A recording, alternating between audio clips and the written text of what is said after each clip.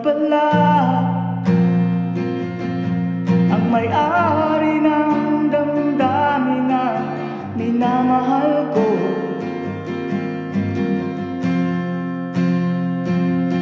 Pakisabi na lang na huwag nang mag-alala at okay lang ako.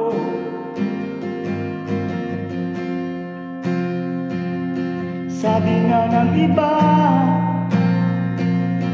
kung talagang mahal mo siya ay hahayaan mo. Hahayaan mo na mamaalam. Hahayaan mo na lumisan.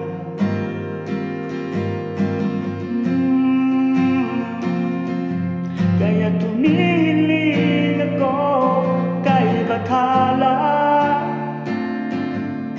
na sana ay hindi na siya luluha pa, na sana